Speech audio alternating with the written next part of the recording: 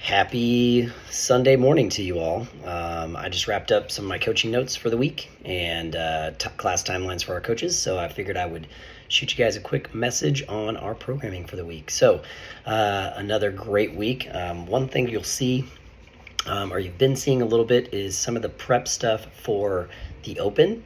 So, there's certain movements that we tend to see in the Open, certain styles of workouts that we see in the Open, and so. If you're not really familiar, it's the first time you're doing this. Like, this is the only time of the year that we're doing workouts from someone else. So we're getting them from CrossFit.com and putting them into our programming. Makes it for a really difficult time sometimes when we're programming, because we don't know what workouts are coming up until Thursday in the middle of the day. So then the week leading up to that is sometimes difficult of programming because we're guessing a little bit, and then the rest of the week, we kind of have to modify and adjust accordingly. So Coach Sam does a fantastic job on this. This is something that we've known we've done for years now at this point, so we're fairly comfortable with it, but it is a little bit of guessing work. So I'm going to start out the week. So we've got a kind of a three-parter here on Monday coming up. We've got strict pull-ups. We're doing that max -2. So that means like you're working to a max set, but you should have a couple in the tank. And then we're doing a 3 rounds for time, 10 pull-ups, 15 wall balls.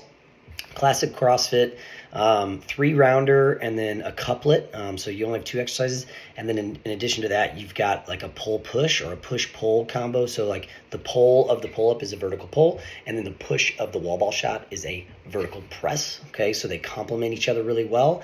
But really what they do is they just jack up your heart rate quite a bit. So very high intensity. Then we're going to finish off a little bit of hollow hold work, 3 sets, 30 on, 30 off. Again, we kind of call this our time under tension stuff.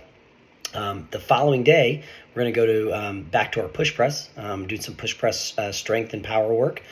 So a couple weeks ago, or last week, we did a 5x5 on that, or 2 weeks ago, I guess, 5x5. Now we're doing a 5x3. If you did the 5x5, we want you to look back to those numbers and probably look at the weight that you did maybe between like set 3 and set 5 to probably start on these 3s. If you're someone like me, I did the same weight throughout on those 5x5s, so I'm gonna have to like maybe start there, but with the intent to go up, or kind of have a better idea. If you're looking at like your 1 rep maxes, or like a RPE, rate of perceived exertion, or effort, you're looking at probably like an 80% or an 8 out of 10 on these 5x3s. We're going to finish off with some single arm dumbbell rows, some Turkish get-ups.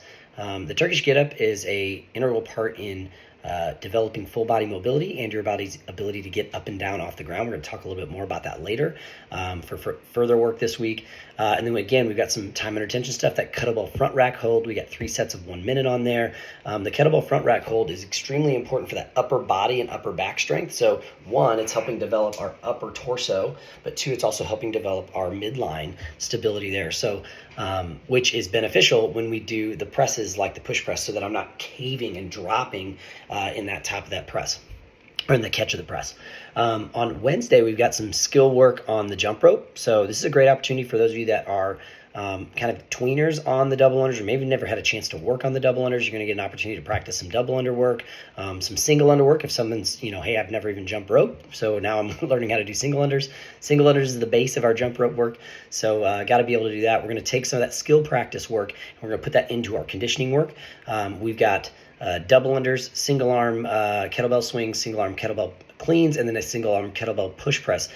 Ultimately, if you think about that, you look at that movement, it's a complex, just like a barbell complex would be. One thing I want to help people understand is when we use different implements, meaning the weights or the piece of equipment that we're using, it challenges the body in different ways. And when we're kids, our body gets challenged in different ways because we play. So we do a lot of different things, and our body's moving in different planes of motion and moving different things and everything else, climbing trees, whatever, right? But as we get older or become adults, not just as we get older, like we're 50, okay, or 60 or whatever, like not your age, but as we become adults, we become less active and we do things, we do less of the different stuff, right?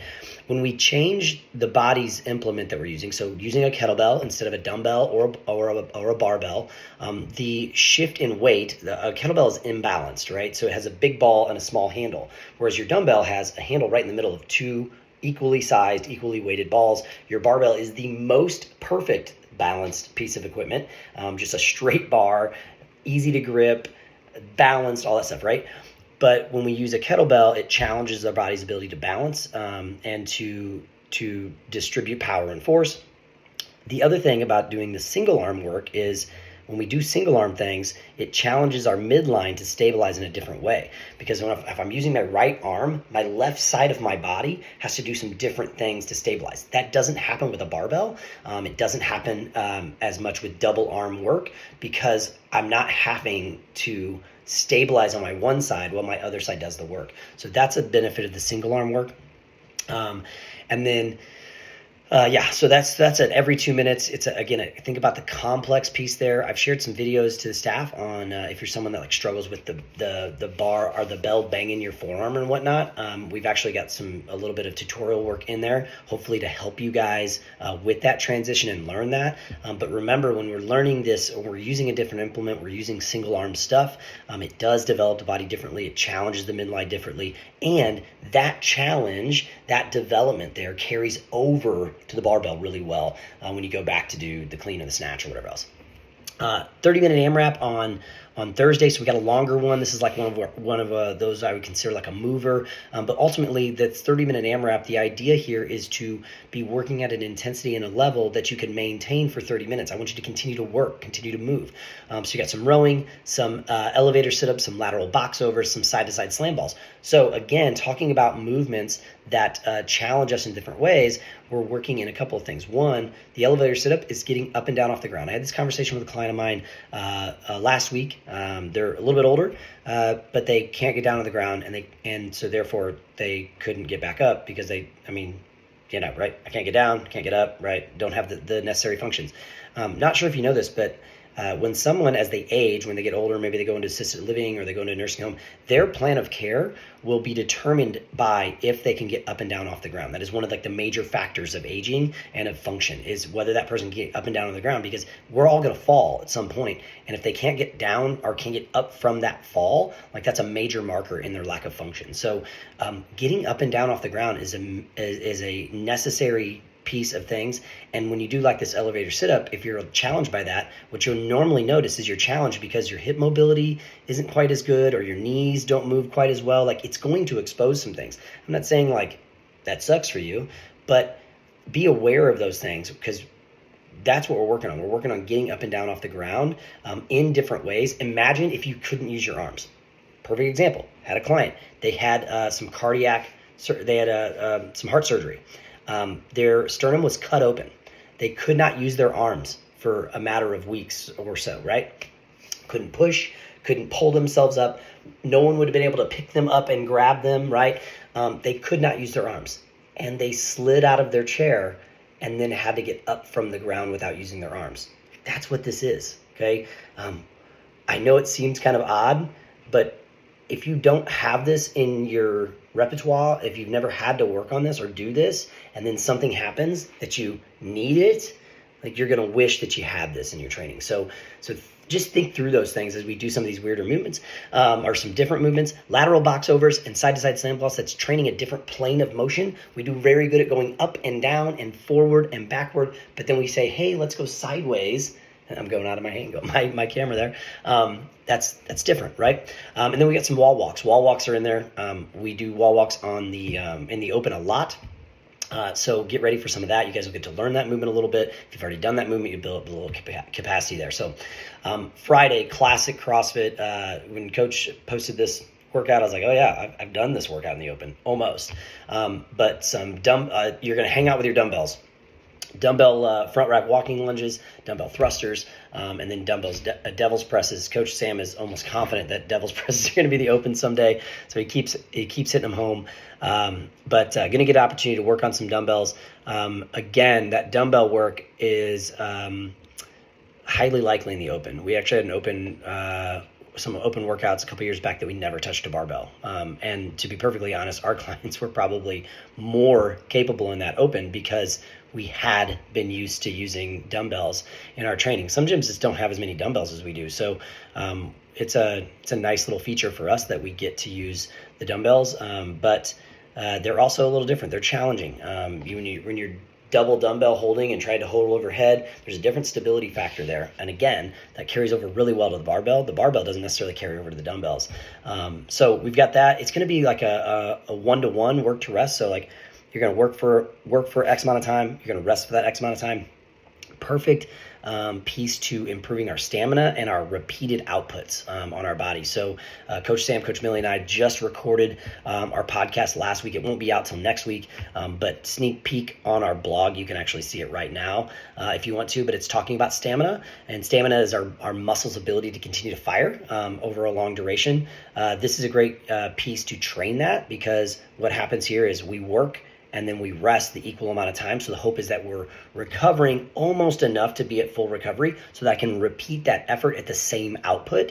That's different than saying, hey, you're doing 3 rounds for time with no break. By the time you get to round 3, your output just is not the same because you're fatigued and you haven't had time to recover. This is a different one where we're allowing that time to recover. So, and then lastly, this is a Coach Josh one for you. Saturday, I gave this to Coach Millie. For the Saturday partner workout. I didn't make it, but I did find it with some programming resources that I have. And you're going to go 30 rounds for time. We ain't kidding about that. It's a you go, I go. See what I did there? Like, you can go first, I'll go second. 5 burpees, 5 box jumps, 5 push-ups.